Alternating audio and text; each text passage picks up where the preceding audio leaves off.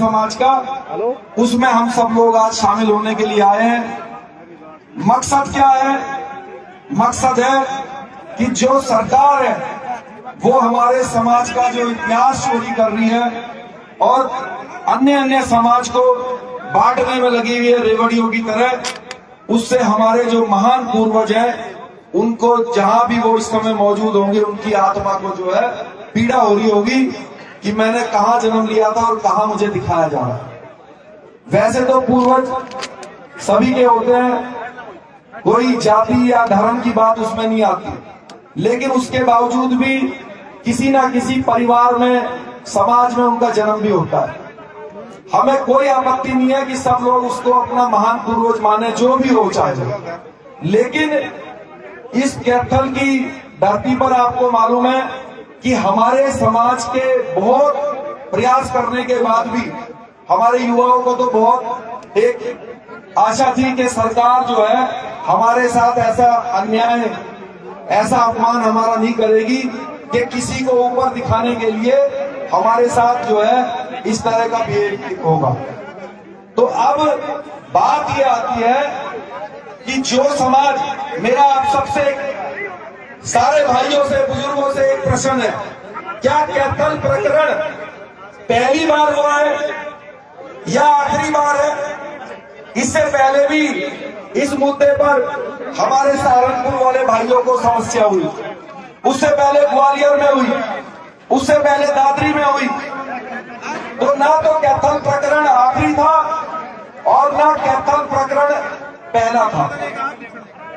अब जब आखिरी नहीं था तो यानी कि ये समस्या आगे भविष्य में भी कहीं पर भी आ सकती है।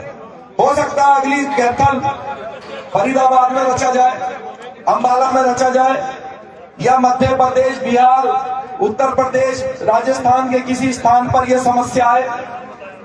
तो जो समाज अपनी समस्याओं का हल ढूंढता है, हल भी परमानेंट, हमारे बुजुर्गों ने कहावत बनाई कि लकीर पीटते रह जाए, तो जो लकीर पीटने वाला समाज होता है उसकी समस्याओं का अंत नहीं होता।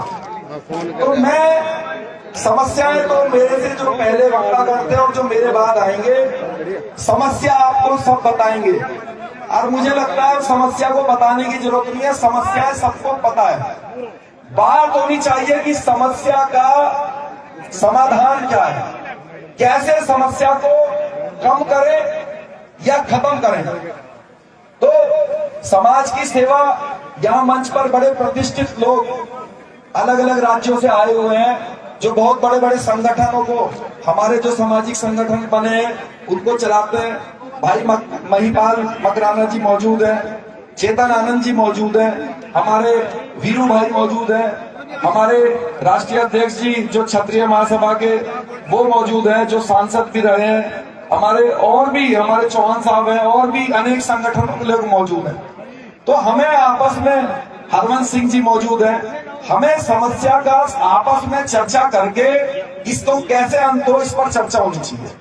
हर सामाजिक संगठन और युवा, कोई कहता है कि शराब मत पियो, वो सोचता है भाई मैं इस तरीके से समाज के लिए एक मददगार साबित होगा। कोई कहता है कि भाई दहेज मत दो, कोई कहता है कि भाई युवाओं को नौकरी कैसे मिले, इस पर मैं अपने सामाजिक संगठन की वर्किंग करूंगा। तो सभी का समाज के लिए कुछ ना कुछ योगदान भी होता है और प्रयास होता है और तरीका भी होता है।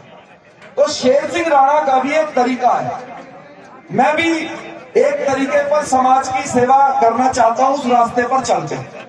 और मुझे ऐसा लगता है कि जब तक हम उस रास्ते पर नहीं चलेंगे तब तक जो है हमारे समाज की समस्या वो हमेशा के लिए खत्म नहीं होगी।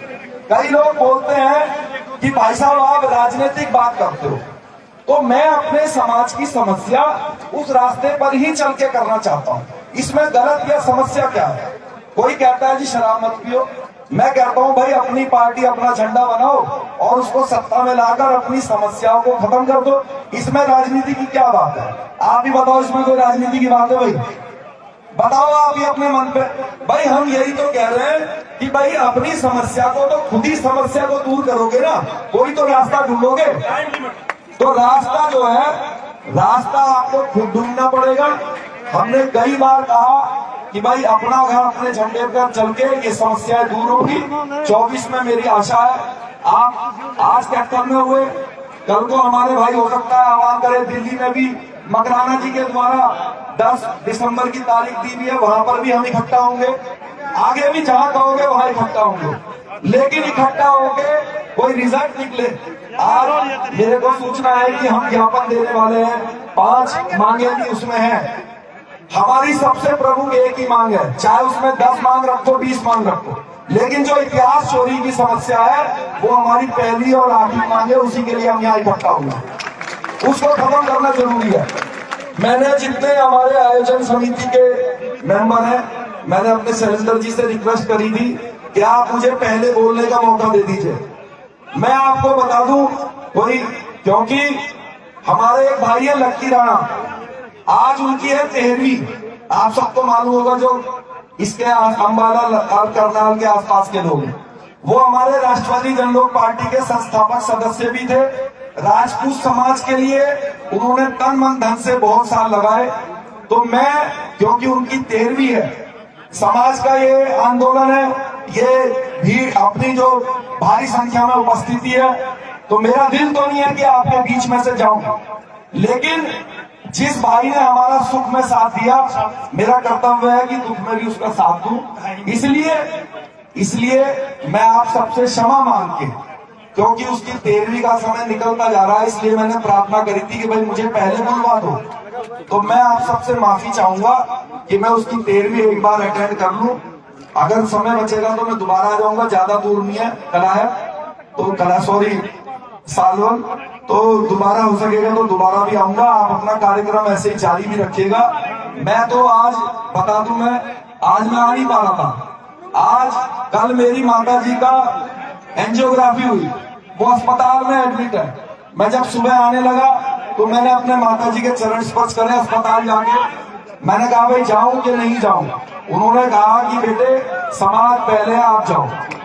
एक समय मेरे आंख में आंसू आ गया।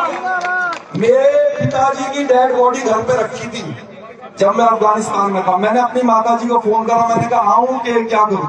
उन्होंने कहा बेटे समाज पहले है, कोई बात नहीं।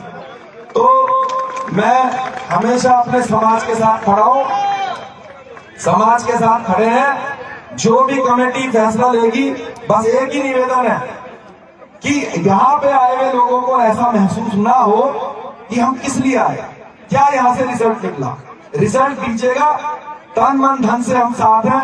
आप हम सबके आह्वान पर यहाँ हजारों लाखों की संख्या में आए, उसके लिए बहुत बहुत धन्यवाद, बहुत बहुत आभार। जय हिंद। बहुत बहुत धन्यवाद राणा साहब।